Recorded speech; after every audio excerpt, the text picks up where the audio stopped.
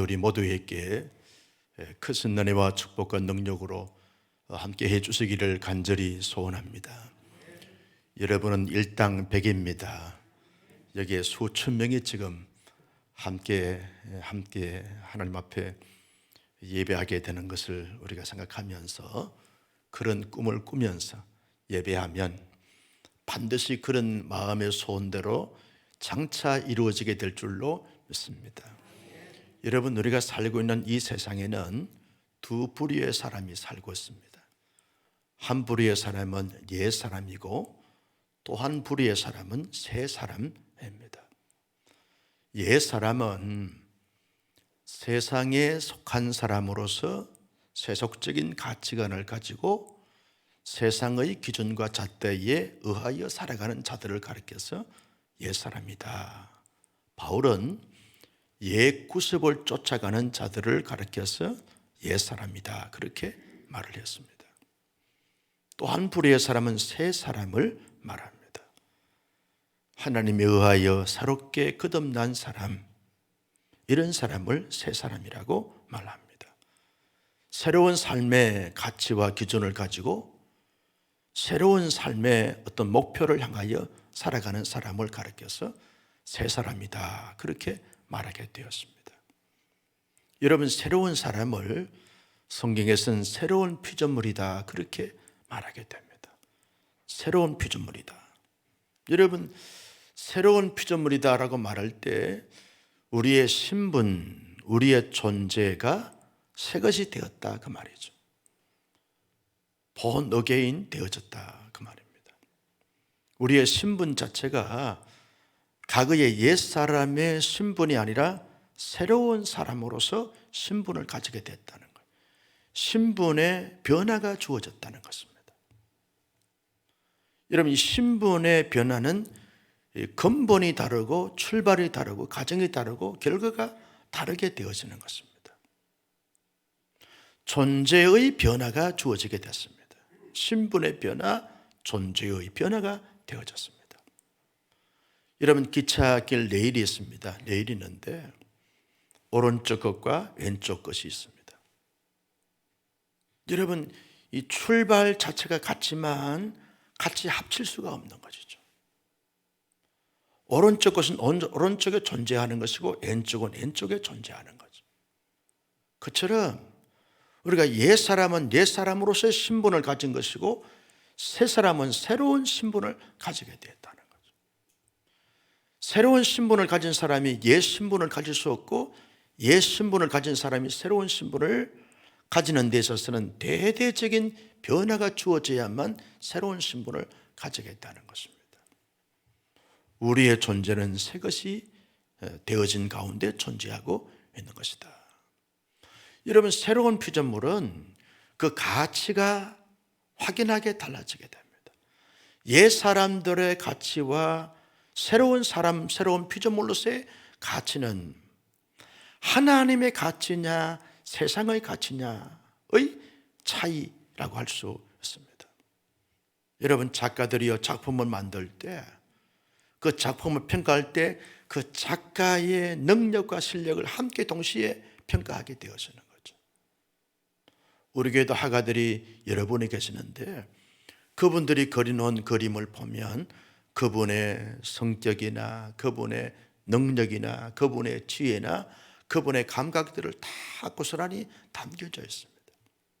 작품은 그분 자체를 평가하게 되어지는 거죠. 작품의 가치는 그분의 가치가 함께 배어져 있는 거죠. 여러분, 우리가 잘 아는 화가들, 그 화가들을 보면 그림 한 점 자체가 그렇게 청량할 수 없을 만큼 고가의 금액에 팔리게 되어지는 것을 보게 됩니다.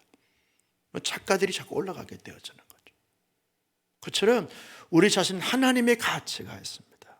따라서 합니다. 나는 이래봬도 하나님의 가치입니다.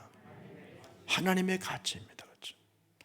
내가 나를 가소평가할 수 없고 내가 나를 정죄할 수 없고 사람들이 나를 판단할 수 없는 것은 하나님의 가치가 우리에게 주어지기 때문에 그렇다는 거죠. 새로운 피조물로서 하나님의 가치가 있다는 거죠. 하나님의 가치를 가진 자로서 새로운 피조물은 새로운 피조물로서의 삶이 있습니다. 옛 사람들은 무엇을 먹을까, 무엇을 마실까, 무엇을 입을까, 세상 사람들이 염려하는 그것을 추구하고 그것을 이루기 위해서 혈안되어져 살아가지만, 새로운 피조물로서의 삶은 하나님 나를 새롭게 피조물로 삼아주시고 새 것으로 삼아준 그 하나님과 끊임없는 화목의 관계를 추구하며 살아가는 삶이 새로운 자의 삶의 모습이다라고 하는 것입니다. 문제는 새로운 사람이 됐음에도 불구하고 끊임없이 하나님과 화목하고 하나님과 교제하고 하나님과 교통하는 이런 삶에 그러한 초점을 맞추지 않고 자꾸 세상 사람들이, 옛 사람들이 추구하는 무엇을 먹을까, 무엇을 마실까, 무엇을 입을까 염려한 이것을 추구하고 마치 이것이 전부인 양 살아가는 것 자체가 문제가 되고 있는 것이라는 거죠. 그것은 새로운 자, 새로운 피조물로서의 온당한 삶의 모습을 갖지 않아서 나타난 결과들이다, 그렇게 볼 수 있습니다. 나를 새롭게 피조물로 삼아주신, 새고사로 삼아주신 그 하나님과 끊임없는 교제와 교통을 통해서 그 하나님께서 원하시고 바라시고 기대하시고 그리고 소원하시는 그런 삶의 모습을 실제의 삶에서 살아내고 살아드리는 이와 같은 삶이 새로운 삶의 어떤 모습이다. 이게 새로운 피조물이라고 하는 그 단어에 포함되어 있는 의미들이다라고 하는 거죠. 여러분, 옛 사람들의 삶의 목표는 어디에 있습니까? 여러분, 얼마나 많은 나의 명예나 나의 지혜나 나의 지위나 나의 부나 나의 어떤 야망과 욕망을 잘 이루는 것들, 거기에 목표를 두고 살아갑니다. 그러나 새로운 피조물로서의 어떤 삶의 모습을 가지게 될 때는 내 영광, 내 인기, 내 야망과 내 소원의 성취가 아니라 하나님의 영광과 의를 위하여 목표를 두고서 살아가는 자, 이게 새로운 피조물로서의 어떤 목표라는 것입니다. 바울이 고린도전서 10장 31절에 너희는 먹든지 마시든지 무엇을 하든지 다 하나님의 영광을 위하여 하라. 이게 새로운 피조물로서 삶의 목표와 이유가 뭐냐? 하나님의 영광을 위하여, 하나님을 기쁘시게 해드리기 위하여, 하나님의 나라의 부흥과 확장을 위하여 살아가는 이 삶이 새로운 피조물로서의 어떤 삶의 목표이고 비전이 되어져야 한다라고 하는 거죠. 새로운 사람의 목표가 뭡니까? 라고 물어보면 여러분들은 하나님의 영광을 위하여 그렇게 하시면 됩니다. 새로운 피조물의 삶의 목표가 무엇입니까? 할렐루야, 하나님의 영광을 위한 것입니다. 나는 거기에 가려지고 나는 느려지고 나는 뒤안길로 사라진다 할지라도 하나님의 영광을 높이 높이 드러내면서 살아가는 것이 새로운 피조물의 존재 이유, 삶의 목표고 삶의 전부여야 한다는 거죠. 집안에 있으면서도 어떻게 하면 우리 집안의 분위기를 통해서, 관계를 통해서 하나님께 영광을 올려드릴 수 있을까? 이게 우리 가정의 궁극적인 목표가 되어져야 하는 것입니다. 여러분, 직장 생활이나 사업의 현장 속에서도 어떻게 하면 우리의 직장 생활을 통해서 하나님의 영광을 위하여, 우리의 사업장을 통해서 하나님의 영광을 위하여 할 수 있을까? 이게 목표가 되어져야 하는 것입니다. 여러분, 교회의 존재 이유가 뭡니까? 그리스도의 몸된 교회 공동체로서의 존재 이유는 하나님의 영광을 위하여 하나님을 기쁘시게 하는 거기에 모든 초점이 맞추어져야 되고 목적이 이루어져야 하는 것입니다.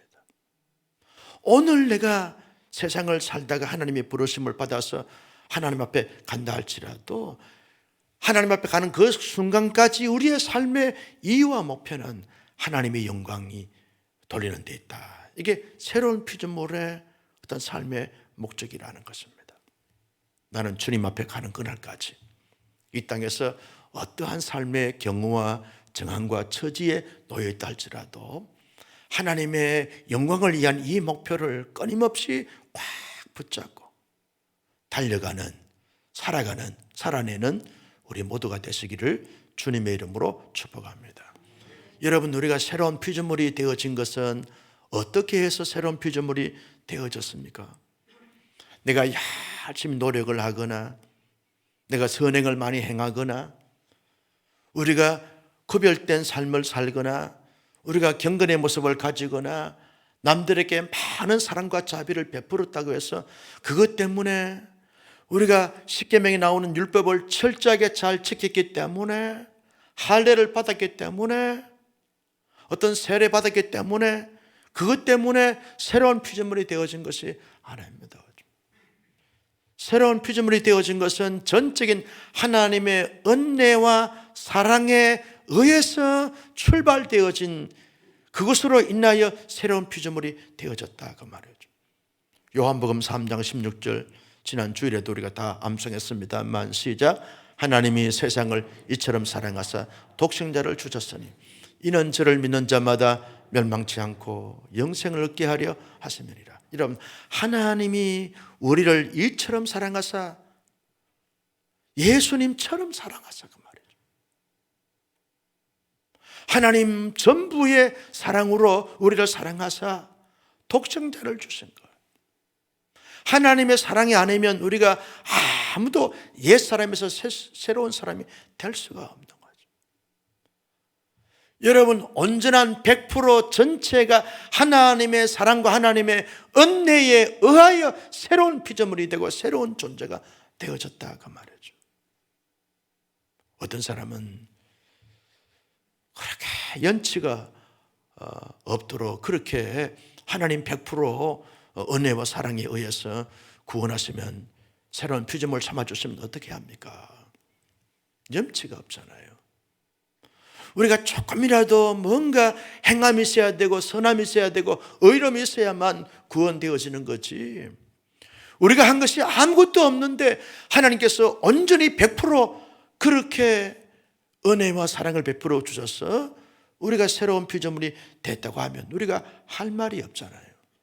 하나님은요, 우리에게 할 말이 없도록, 자랑하지 못하도록 하나님께서 전적으로 은혜와 사랑에 의하여 우리를 새로운 피조물로 삼아주셨다는 거예요. 죄인이 생각하는 것이나 죄인이 어떤 느끼는 것이나 죄인이 행하는 그 모든 것 자체가 다 죄가 될 수밖에 없다는 거예요. 하나님의 합당한 의로움이, 하나님의 합당한 거룩함에 거기에 부합할 수가 없다는 거예요. 합당할 수가 없다는 거예요. 거기에 만족을 주거나 충족을 주거나 합족함을 드릴 수가 없는 것입니다. 왜? 죄인이기 때문에. 죄인이 아무리 잘해봐야 죄인이라는 거예요. 여러분,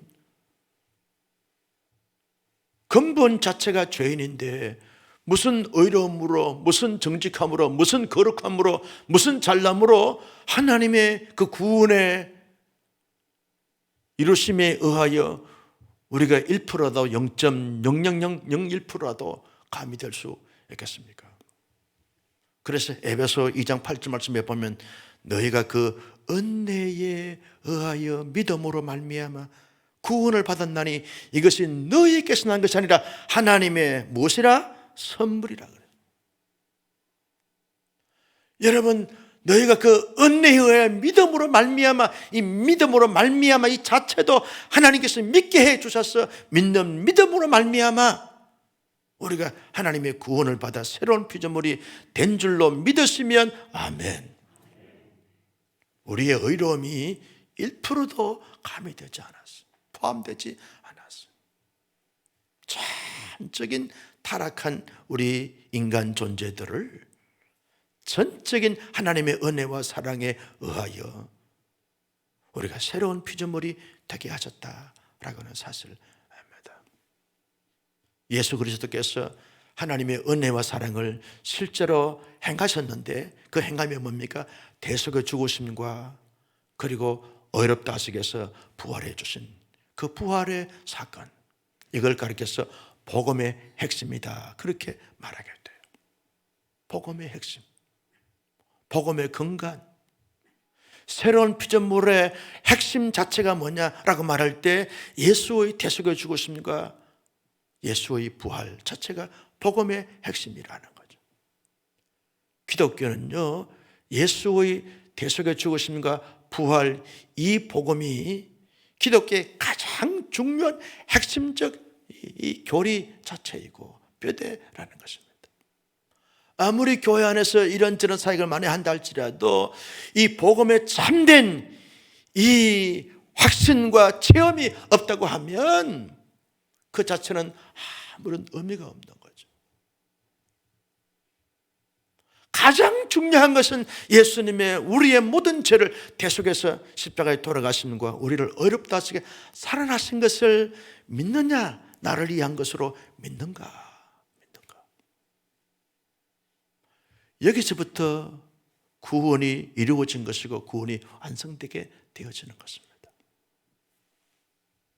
돌 김용옥 이 교수 같은 사람은 한신대 교수 출신이 스님들을 앉혀놓고 강의를 하고 있어요. 내가 더 심한 말을 하려고 그러는데 방송에 나갈까 봐 심한 말을 안 하지만 하고 그러면서 하는 말이 바울이 대학자인데 대학자가 예수의 죽으심과 부활을 만들어냈다고 말했죠. 이런 강의를 하고 계세요. 지금 말을 굉장히 순화해가지고 좀 표현하는 거예요. 내가 말이죠, 그분의 그 인문학 강의라고 그래가지고 인문학에 관심이 있어가지고 강의를 듣다가 말이죠, 핸드폰을 막 던져버릴 뻔했다니까. 핸드폰 던지면 나만 손해잖아. 그래서 억지로 절제하고 참았는데 말이죠, 화가 이만큼 막 치밀어 오르는데, 이야, 나는 여러분 우리 자녀들 잘 키워야 됩니다. 믿음 안에서 잘 키워야 되는 것은 그분은요, 천안에 있는 한 교회의 중고등부 출신이에요. 형님이 목사야. 어머니가 권사님이고. 그런 사람이 완전히 불교의 심취가 돼가지고 공자, 맹자 여기 완전히 심취돼가지고 동양 철학에 매료가 돼가지고 완전히 성경을 완전히 망령되게 하는데 입에 담을 수 없을 만큼 완전히 기독교를 얼마나 폄하를 하는지. 이야, 내가 그분의 인생의 끝을 좀 보려고 그래. 하나님이 어떻게 다루시는가. 성경을 완전히 짓밟고 무시를 해도 그렇게 할 수가 없는 거예요. 바울이 꾸며낸 이야기가 복음서라는 거예요. 학자니까 절제해야지. 내가 왜 우리 교인들한테 좀 열을 받아서. 여러분 왜 그러냐? 예수 그리스도의 대속의 죽으심과 부활을 인격적으로 체험적으로 경험을 하지 못하니까 그런 소리를 하고 있는 거죠. 성령을 해방하는 죄는 용서받지 못하는 거예요. 기독교 교리를, 근본 교리를 완전히 파헤치는 부분들, 해치는 부분, 짓밟고 망년되게 하는 부분들인데, 여러분 우리 유튜브를 잘 보셔야 돼요. 볼 것을 봐야지. 안 볼 것을 보게 되어지면 거기에 젊은이들이 매료가 돼가지고 말이에요. 여러분 중요한 것은 예수 그리스도의 대속의 죽으심과 부활이 아니면 아무도 여러분 이 땅 가운데 구원받을 수 있는 사람이 없어요. 하나님의 은혜와 사랑에 의하여 예수 그리스도가 대속의 죽으심을 가졌고 부활의 놀라운 역사를 일으키심으로 말미암아 그 대속의 죽으심과 부활을 믿는 사람들이 새로운 피조물이 되어지는 거예요. 그러면서 동시에 여러분 성령님께서 끊임없이 우리에게 구원에 이르도록 깨닫게 하시고 믿게 하시고 확신케 하시고 보증하게 하시고 역사하시게 되어지는 거죠.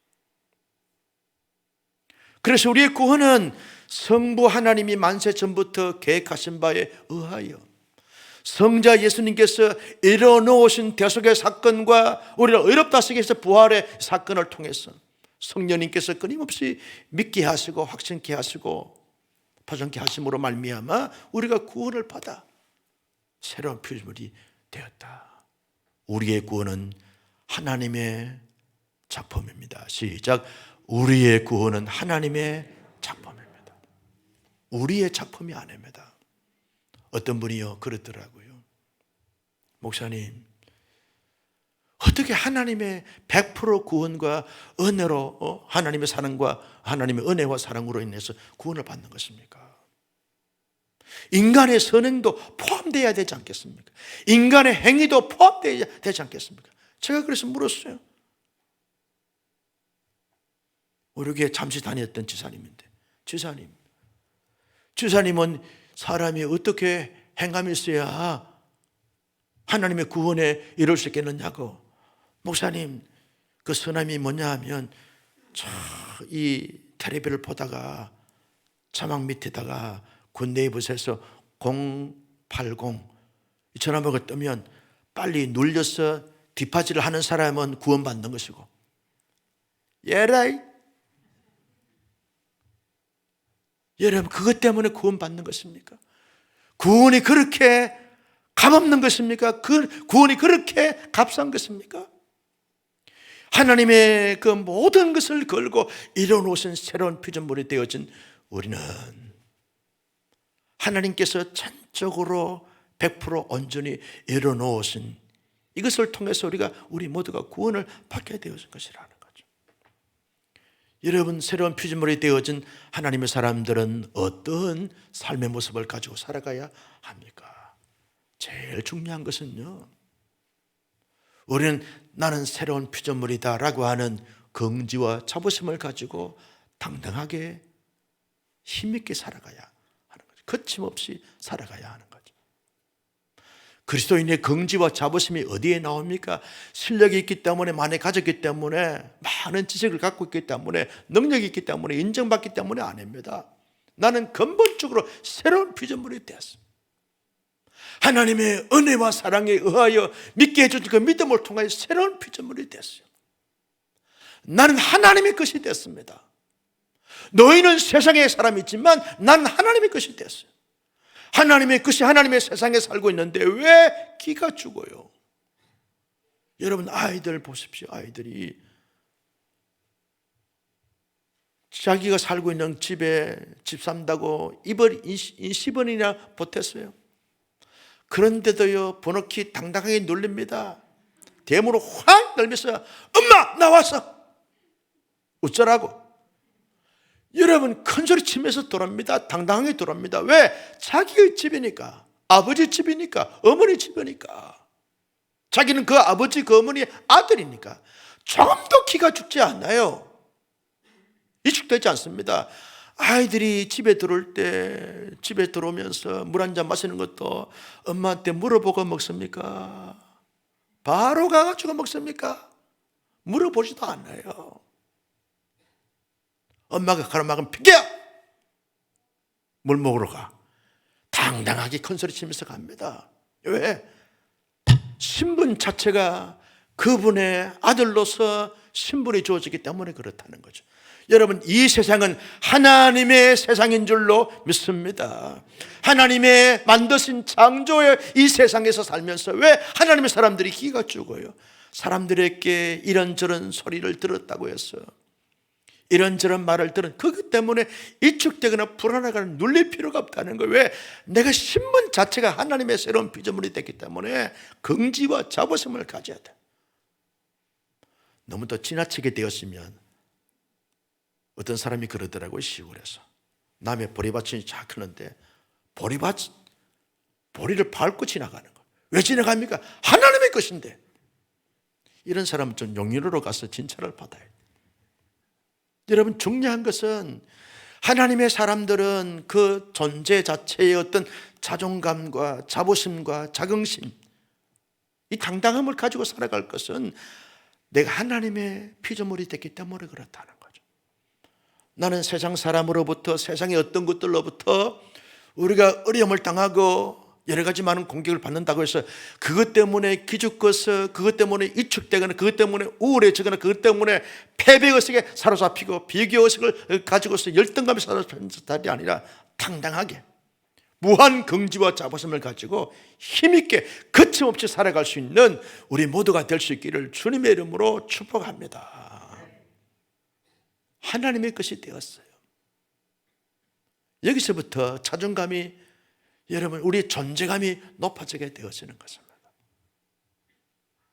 하나님의 사람들은요, 새로운 피조물이 되어진 사람들은 어떻게 살아가야 됩니까? 거룩한 부담감을 가지고 살아가야 하는, 거룩한 부담감이 있어야 되는 거죠. 기독교인으로서 절제하고 덕을 끼치고 또 빛이 되고 소금이 되어지고 사람들에게 많은 그런 할 말 다 하지 못한 것은 거룩한 부담감 때문에 그렇다는 거죠.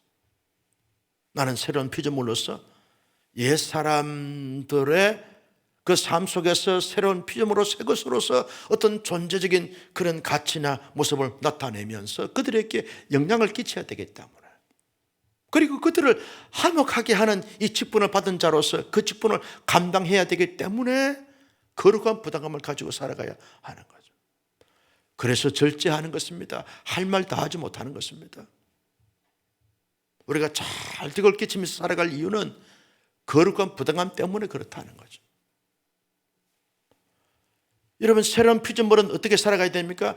모든 사람들을 볼 때 예수님처럼 긍휼과 자비, 은총의 심정을 가지고 사람들을 보아야 하는 것이죠. 다양한 계층의 사람들을 대할 때마다 여러분, 새로운 피조물들을 볼 때는 같은 하나님의 사람으로서 보면서 존경하고 존중하고 사랑하고 축복하면서 그렇게 축하하고 지지하고 응원하면서 살아가고, 옛 사람으로 살아가는 사람들을 보면서 긍휼과 자비, 은총의 심정을 가지고 불쌍히 이런 마음을 가지고 대하고 살아가게 되는 거죠.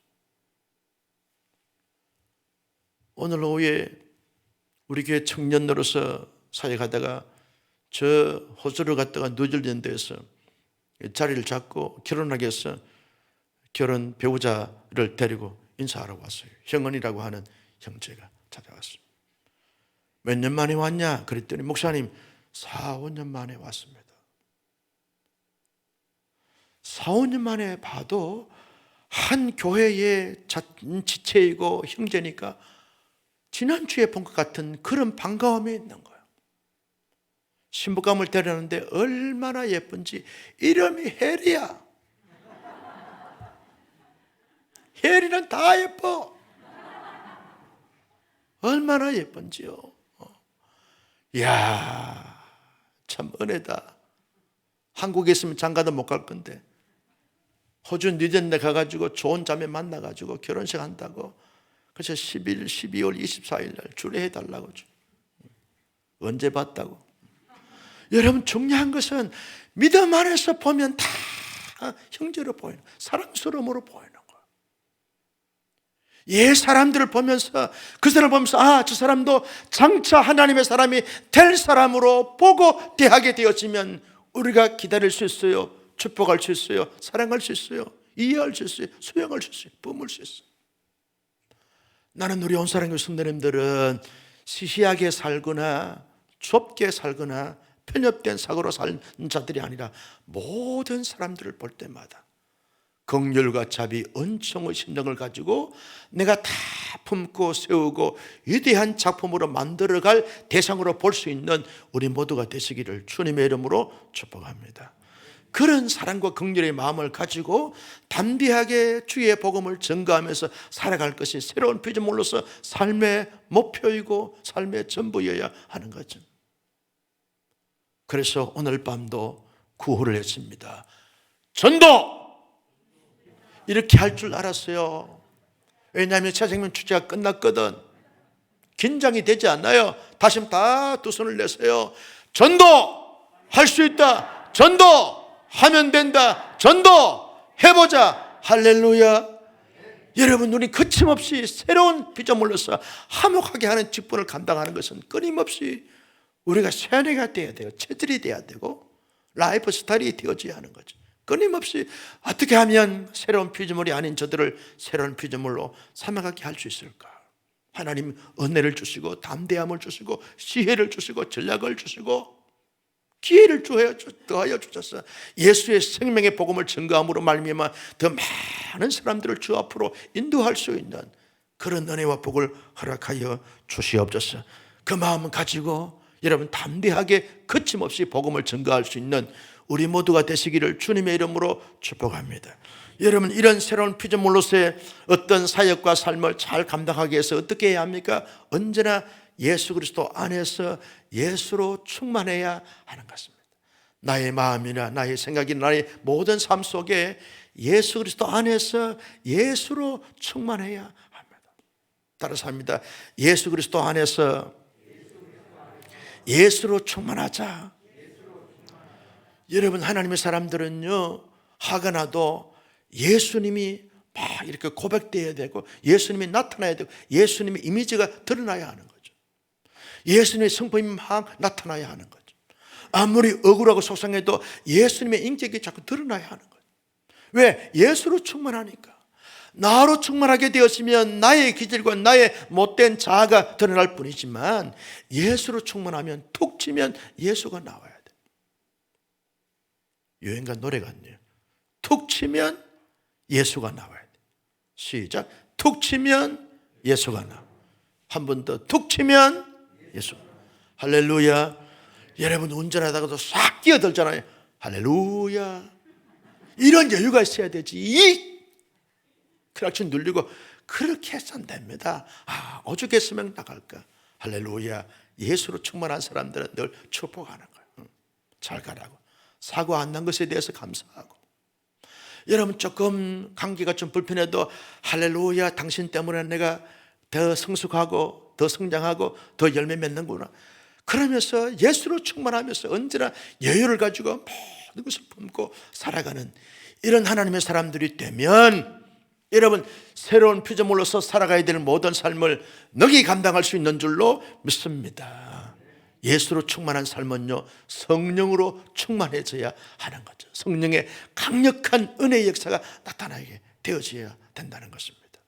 그래서 여러분, 우리가 오늘 밤에도 찬양하면서 기도할 때 성령이여 기름 부어 주옵소서, 성령이여 충만케 하여 주옵소서, 성령이여 역사하여 주시옵소서 라고 기도하여 우리 모두 성령 충만함을 경험할 수 있기를 예수님의 이름으로 축복합니다.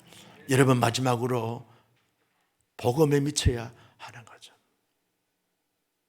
우리 사역자 훈련할 때 방학 숙제가 복음에 미치다는 그 책을 읽게 되어져 있는데, 여러분 복음에 미치는 것은 하나님의 사람들은 언제나 하나님께 복음의 진리에 미쳐야만 제대로 이런 새로운 피조물로서의 어떤 삶의 모습을 가지고 살아갈 수 있는 거예요.